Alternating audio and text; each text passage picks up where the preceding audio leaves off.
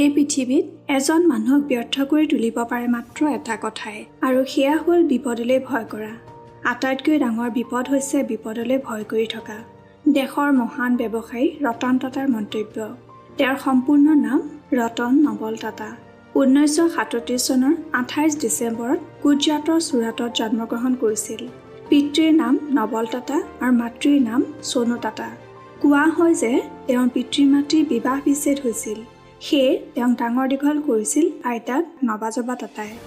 ৰতন টাটাই প্ৰাথমিক শিক্ষা মুম্বাইৰ কেথেড্ৰেল আৰু জন কেনেল স্কুলত কৰিছিল।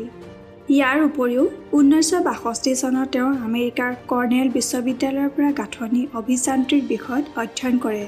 অৱশেষত 1975 চনত হাৰ্ভাৰ্ড বিশ্ববিদ্যালয়ৰ পৰা এডভান্স মেনেজমেণ্ট প্ৰগ্ৰেম কৰিছিল। ৰতন টাটাৰ সংগ্ৰাম আৰু সফলতা। ভাৰতলৈ উভতি অহাৰ পিছত 1962 চনত জামছেদপুৰৰ টাটা ষ্টীলত সহায়ক হিচাপে কাম কৰিবলৈ আৰম্ভ কৰে। এপ্ৰেণ্টিছ হোৱাৰ পিছত তেওঁক প্ৰজেক্ট মেনেজাৰ হিচাপে নিযুক্তি দিয়া হয়। কাম কৰাৰ ধৰণেৰে তেওঁ বহুত আগবাঢ়ি গৈ থাকে আৰু এদিন পৰিচালন সঞ্চালক SK নানাৱতীৰ বিশেষ সহায়ক হৈ পৰে। তেওঁৰ চিন্তাধাৰা আৰু কাম কৰাৰ নিয়ম সুকীয়া হোৱাৰ বাবে তেওঁৰ নাম মুম্বাইলৈকে গৈছিল আৰু JRD টাটাই তেওঁক মুম্বাইলৈ নিমন্ত্ৰণ জনাইছিল।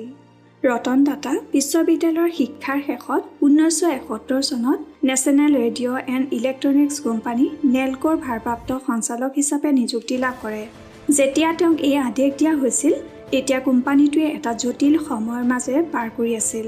কিন্তু ৰতন টাটাই ইয়াৰ পৰা আঁতৰি যোৱাৰ পৰিৱৰ্তে নিজৰ সামৰ্থ্যৰ ভিত্তিত নেলকো কোম্পানীটোক এই অৱস্থাৰ পৰা উদ্ধাৰ কৰি 20% পৰ্যন্ত অংশীদাৰিত্ব বৃদ্ধিটো সফল হ'বলৈ সক্ষম হয়। কিন্তু ইমাৰ্জেঞ্চি আৰু অৰ্থনৈতিক অৱস্থাৰ বাবে কোম্পানীটোৱে বৃহৎ লোকচানৰ সন্মুখীন হ'বলগীয়া হয়। তাৰ পিছত 1977 চনত টাটাই ইউনিয়ন ধৰ্মঘটৰ সন্মুখীন হ'বলগীয়া হয়, যাৰ বাবে পিছলৈ নেলকো কোম্পানী বন্ধ কৰিবলগীয়া হৈছিল। ৰতন টাটাৰ কোম্পানী তালিকা। কেইমাহমানৰ পিছত ৰতন টাটাক বস্ত্ৰ মিল এম্প্ৰেছ মিলছৰ দায়িত্ব দিয়া হয়। এই কোম্পানীটো সেই সময়ত লোকচানৰ সন্মুখীন হৈছিল। শেষত এইটো বন্ধ কৰিবলগীয়া হ'ল। কিন্তু ৰতন টাটাই কেতিয়াও হাৰ মানি লোৱা নাছিল। তেওঁৰ মতে এই পৃথিৱীত মানুহ এজনক ব্যৰ্থ কৰি তুলিব পাৰে মাত্ৰ এটা কথাই, আৰু সেয়া হ'ল বিপদলৈ ভয় কৰা। কোৱা হয় যে ৰতন টাটাই কোম্পানীটো বন্ধ কৰিব বিচৰা নাছিল যদিও বাধ্যতামূলকভাৱে এই সিদ্ধান্ত ল'বলগীয়া হৈছিল। তেতিয়া তেওঁ কামান দিয়া কোম্পানী দুটা বন্ধ কৰিবলগীয়া হ'লেও সেই সময়লৈকে তেওঁৰ পৰিয়ালে ৰতন টাটাৰ সামৰ্থ্য বুজি পাইছিল। বেয়া পৰিস্থিতিৰ মাজতো তেওঁ কোম্পানীটোক বহু পৰিমাণে উন্নত শিখৰলৈ লৈ গৈছিল। ইয়াৰ প্ৰতি লক্ষ্য ৰাখি JRD টাটাই 1981 চনত টাটা ইণ্ডাষ্ট্ৰিজৰ উত্তৰাধিকাৰী হিচাপে ৰতন টাটাক দায়িত্ব দিছিল। সেই সময়লৈকে তেওঁৰ বিশেষ অভিজ্ঞতা হোৱা নাছিল, অৰ্থাৎ এইটো তেওঁৰ বাবে কঠিন সময় আছিল। কিন্তু ৰতন টাটা সঁচাকৈ আছিল এক অমূল্য ৰত্ন। তেওঁ হাৰ নামানিলে আৰু আগবাঢ়ি গৈ থাকিল। 1991 চনত ৰতন টাটাক টাটা ইণ্ডাষ্ট্ৰিজ আৰু ইয়াৰ অন্যান্য কোম্পানীসমূহৰ অধ্যক্ষ পদৰ দায়িত্ব অৰ্পণ কৰা হয়। ইয়াৰ পিছতহে টাটা গ্ৰুপ সদায় আগবাঢ়ি গৈ আছিল। তেওঁৰ অধ্যক্ষতাতে টাটা গ্ৰুপে নিজৰ বহু ডাঙৰ প্ৰজেক্ট প্ৰতিষ্ঠা কৰিছিল আৰু তেওঁ টাটা গ্ৰুপক কেৱল দেশতেই নহয় বিশ্বতো এক নতুন পৰিচয় দিছিল। ৰতন টাটাৰ নেতৃত্বত টাটা কনচালটেন্সি ছাৰ্ভিচেছে এটা ৰাজহুৱা ইছ্যু জাৰি কৰিছিল আৰু টাটা মটৰ্ছ নিউয়ৰ্ক ষ্টক এক্সচেঞ্জত তালিকাভুক্ত হৈছিল। 1958 চনত টাটা মটৰ্ছে বজাৰত প্ৰথমখন গাড়ী ইণ্ডিকা মুকলি কৰিছিল। এইটো আছিল ৰতন টাটাৰ সপোনৰ প্ৰজেক্ট আৰু তাৰ বাবে তেওঁ বহুত কষ্ট কৰিছিল। কিন্তু এই গাড়ীখনে বজাৰৰ পৰা তেওঁলোকে ভবাৰ দৰে ভাল সঁহাৰি পোৱা নাছিল। ইয়াৰ বাবে টাটা মটৰ্ছৰ লোকচান হ'বলৈ ধৰিলে। কোম্পানীটোৰ লগত জড়িত লোকসকলে লোকচানৰ প্ৰতি লক্ষ্য ৰাখি ৰতন টাটাক কোম্পানীটো বিক্ৰী কৰিবলৈ পৰামৰ্শ দিলে আৰু ৰতন টাটাই নিবিচাৰিলেও এই সিদ্ধান্ত মানি ল'বলগীয়া হ'ল। ইয়াৰ পিছত তেওঁ নিজৰ কোম্পানীটো বিক্ৰী কৰিবলৈ আমেৰিকাৰ ফৰ্ড কোম্পানীৰ ওচৰলৈ যায়। কেইবা ঘণ্টা ধৰি চলিছিল ৰতন টাটা আৰু ফৰ্ড কোম্পানীৰ মালিক বিল ফৰ্ডৰ কথা বতৰা। এই সময়ছোৱাত বিল ফৰ্ডে ৰতন টাটাক উপলুঙা কৰি কৈছিল যে যিটো ব্যৱসায়ৰ বিষয়ে আপোনাৰ কোনো জ্ঞান নাই সেই ব্যৱসায়ত আপুনি ইমান টকা কিয় বিনিয়োগ কৰিলে? আমি এই কোম্পানীটো কিনি আপোনালোকৰ উপকাৰ কৰিছোঁ। বিল ফৰ্ডৰ এই কথাষাৰে ৰতন টাটাৰ হৃদয় আৰু মনত অধিক চাপ পেলাইছিল। অপমানিত অনুভৱ কৰি তেওঁ এই চুক্তিখন বাতিল কৰিলে। বিল ফৰ্ডৰ সেই অপমানজনক বাক্যই তেওঁক অহৰহ অস্থিৰ কৰি তুলিছিল। ইয়াৰ ঠিক পিছতে ৰতন টাটাই এই কোম্পানীটোক কাকো বিক্ৰী নকৰে বুলি সিদ্ধান্ত লৈ কোম্পানীটোক অধিক উচ্চতালৈ নিয়াৰ কাম আৰম্ভ কৰিলে। ইয়াৰ বাবে তেওঁ এটা গৱেষণা দল প্ৰস্তুত কৰি বজাৰখনৰ সকলো দিশ অনুসন্ধান কৰিছিল। ইয়াৰ পিছৰ পৰা টাটা ইণ্ডিকাই ভাৰতৰ বজাৰৰ লগতে বিদেশতো সফলতাৰ উচ্চ শিখৰত অৱস্থান কৰিবলৈ সক্ষম হয়। ইয়াৰ কিছুদিনৰ পিছত ফৰ্ড কোম্পানীটোৰ অৱনতি আৰম্ভ হয়। 2008 চনলৈকে ফৰ্ড কোম্পানীৰ অৱস্থা একেবাৰে বেয়া হৈ গৈছিল। সেই সময়ৰ প্ৰয়োজনীয়তা বুজি ৰতন টাটাই ফৰ্ডৰ বিলাসী গাড়ী লেণ্ড ৰভাৰ আৰু জাগুৱাৰ নিৰ্মাণ কোম্পানী JLR ক্ৰয় কৰাৰ প্ৰস্তাৱ আগবঢ়ায়, যিটো ফৰ্ডেও মানি লয়। ইয়াৰ পিছত ফৰ্ডৰ বিষয়াসকলে বৈঠকৰ বাবে ভাৰতলৈ আহিছিল আৰু বম্বে হাউচত বৈঠক ঠিক কৰা হৈছিল। ইয়াৰ পিছত এই চুক্তি প্ৰায় $2-3 বিলিয়ন কৰা হৈছিল। তাৰ পাছত বিল ফৰ্ডে ৰতন টাটাক কোৱা কথাটোকে সোঁৱৰাই ক'লে, আপুনি আমাৰ কোম্পানীটো কিনি আমাৰ ওপৰত এটা ডাঙৰ উপকাৰ কৰিছে। কিন্তু বিল ফৰ্ডে কোৱা কথাষাৰ এইবাৰ সামান্য পৰিৱৰ্তন হ'ল। আজি JLR টাটা গ্ৰুপৰ অংশ আৰু বজাৰত উন্নত লাভৰ সৈতে বৃদ্ধি পাইছে। ৰতন টাটাই বিচৰা হ'লে বৈঠকৰ ঠিক সেই মুহূৰ্ততে বিল ফৰ্ডৰ বক্তব্যৰ প্ৰতি সঁহাৰি জনালেহেঁতেন। কিন্তু তেওঁ কয় যে মহান লোকে তেওঁলোকৰ সফলতাৰ জৰিয়তেহে মানুহৰ প্ৰতি সঁহাৰি জনায়। বৰ্তমান টাটা চন্সৰ অধীনত 100ৰো অধিক কোম্পানী আছে।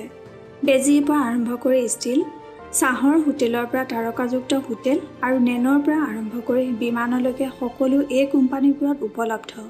ৰতন টাটাক যিটোৱে পৃথক কৰি তুলিছে সেয়া কেৱল তেওঁৰ ব্যৱসায়িক বুদ্ধিমত্তা নহয়, তেওঁৰ মমতা। ভাৰতলৈ ৰতন টাটাৰ অৱদান যথেষ্ট। টাটা চন্সৰ লাভৰ প্ৰায় 65% দান বৰঙণি, শিক্ষা, স্বাস্থ্যসেৱা আৰু গ্ৰাম্য উন্নয়নৰ পুঁজিলৈ যায়। দেশৰ প্ৰতি তেওঁৰ প্ৰেম অপৰিসীম আছিল আৰু তেওঁ সদায় দেশখনক প্ৰথম স্থানত ৰাখিছিল, যিয়ে লাখ লাখ লোকৰ জীৱনত গভীৰ প্ৰভাৱ পেলাইছিল। সমগ্ৰ যাত্ৰাৰ মাজেৰে ৰতন টাটাই কেতিয়াও নৈতিকতাৰ সৈতে আপোচ কৰা নাছিল। তেওঁ কৈছিল, মই সঠিক সিদ্ধান্ত লোৱাত বিশ্বাস নকৰোঁ। মই সিদ্ধান্ত লওঁ আৰু সেইবোৰ সঠিক কৰি লওঁ। সফলতাৰ মুহূৰ্ততো তেওঁৰ নম্ৰতা আমাৰ সকলোৰে বাবে প্ৰেৰণা হৈয়ে থাকে। ৰতন টাটাৰ জীৱনে আমাক শিকাইছে যে সফলতা ধন সম্পত্তিৰ দ্বাৰা নহয়, বৰঞ্চ আমি পৃথিৱীত সৃষ্টি কৰা ইতিবাচক পৰিৱৰ্তনৰ দ্বাৰাহে জুখিব পাৰি। তেওঁ কৈছিল, বেলেগ কোনোৱে এজন মানুহক ধ্বংস কৰিব নোৱাৰে, কিন্তু তেওঁৰ মানসিকতাই আমাক শক্তিশালী, স্থিতিস্থাপক আৰু পৰিচালিত হ'বলৈ সোঁৱৰাই দিব পাৰে। ৰতন টাটাই কিয় বিয়া নাপাতিলে সেই সন্দৰ্ভত ৰতন টাটাই এটা অনুষ্ঠানত কৈছিল যে তেওঁ আমেৰিকাৰ এগৰাকী ছোৱালীৰ প্ৰেমত পৰিছিল আৰু এইটো আছিল লছ এঞ্জেলছত চাকৰি কৰি থকা সময়ছোৱাত। এগৰাকী আমেৰিকান ছোৱালীৰ সৈতে তেওঁৰ প্ৰেমৰ সম্পৰ্ক প্ৰায় 2 বছৰ ধৰি চলিছিল। দুয়োৱে বিয়াৰ সিদ্ধান্তও লৈছিল। কিন্তু সেই সময়ছোৱাত ভাৰতত আইতাকৰ স্বাস্থ্যৰ অৱনতি ঘটিছিল আৰু নাতি ৰতন টাটাক লগ পোৱাৰ ইচ্ছা প্ৰকাশ কৰিছিল। তাৰ বাবে ৰতন টাটা সেই সময়তে ভাৰতলৈ উভতি আহিব লগা হৈছিল আৰু তেতিয়া তেওঁলোকৰ মাজত কথা হৈছিল যে ৰতন টাটাৰ প্ৰেমিকাও ভাৰতলৈ আহিব আৰু তাৰ পিছত দুয়োৰে বিয়া হ'ব। কিন্তু ৰতন টাটাৰ সেই আশা সম্পূৰ্ণ হ'ব নোৱাৰিলে। কাৰণটো হ'ল 1962 চনৰ ভাৰত-চীন যুদ্ধ। তাৰ বাবে ৰতন টাটাৰ প্ৰেমিকা আমেৰিকাৰ পৰা ভাৰতলৈ আহিব নোৱাৰিলে। কিছুদিনৰ পাছত ৰতন টাটাৰ প্ৰেমিকা আমেৰিকাত আন এজনৰ সৈতে বিয়া হৈ গ'ল আৰু এইদৰে ৰতন টাটাৰ এই প্ৰেম কাহিনী অসম্পূৰ্ণ হৈ থাকিল। বঁটা আৰু সন্মান। ৰতন টাটাক তেওঁৰ জীৱনকালত বহুতো সন্মান আৰু বঁটা প্ৰদান কৰা হৈছিল। 2000 চনত তেওঁক ভাৰত চৰকাৰে পদ্মভূষণ আৰু 2008 চনত পদ্মবিভূষণ সন্মান প্ৰদান কৰিছিল। এই দুয়োটা সন্মান ভাৰতৰ দ্বিতীয় আৰু তৃতীয় উচ্চতম অসামৰিক সন্মান। ৰতন টাটাৰ জীৱন এক অধ্যয়ন আৰু অনুপ্ৰেৰণা। সৰলতা, কষ্টসাধ্য, পৰিশ্ৰম আৰু জনকল্যাণমূলক কামৰ পৰা তেওঁ শিকিছে আৰু এই মূল্যবোৰে তেওঁৰ সফলতাৰ মূল চাবিকাঠি। সকলোকে কনোৱাই 86 বছৰ বয়সত শেষ নিশ্বাস ত্যাগ কৰিলে দেশৰ বিশিষ্ট উদ্যোগপতি ৰতন টাটাই। 2024 চনৰ 9 অক্টোবৰৰ নিশা মুম্বাইৰ ব্ৰিজ কেণ্ডি হাস্পতালত এই মহান উদ্যোগপতিজনে শেষ নিশ্বাস ত্যাগ কৰে। ৰতন টাটাৰ মৃত্যুৰ পাছতে শোকস্তব্ধ হৈ পৰিছে দেশ। নিশ্চিতভাৱে ৰতন টাটাৰ মৃত্যু দেশৰ বাবে এক অপূৰণীয় ক্ষতি। ৰতন টাটাই যি প্ৰাপ্তি কৰি থৈ গ'ল সেয়া সকলোৰে বাবে সম্ভৱ নহয়। এগৰাকী উদ্যোগপতিতকৈ দয়ালু হিচাপে অধিক জনাজাত আছিল তেওঁ। যদিও সকলো ত্যাগ কৰি মাথো আগবাঢ়ি গৈছিল। সিদ্ধান্তসমূহৰ ওপৰত প্ৰশ্ন উত্থাপন হৈছিল যদিও যি কৈছিল সেয়া কৰি দেখুৱাইছিল। বিৰোধীৰ প্ৰতি সঁহাৰি জনাই তেওঁ দেশৰ এজন মহান ব্যৱসায়ী হৈ ইতিহাসত নাম খোদিত কৰিবলৈ সক্ষম হ'ল। ৰতন টাটা আৰু নাই যদিও তেওঁৰ জীৱনে আমাক প্ৰতিপক্ষক উত্তৰ দি নিজৰ লক্ষ্যত উপনীত হ'বলৈ শিকায়। ৰতন টাটাৰ জীৱনৰ পৰা আমি শিকিব পাৰোঁ যে সফলতা ধন সম্পত্তিৰ দ্বাৰা নহয়, বৰঞ্চ আমি পৃথিৱীত সৃষ্টি কৰা ইতিবাচক পৰিৱৰ্তনৰ দ্বাৰাহে জুখিব পাৰি। এজন দূৰদৰ্শী নেতা, আশাৰ ৰেখা ৰতন টাটাক আমাৰ আন্তৰিক শ্ৰদ্ধাঞ্জলি যাচিছোঁ।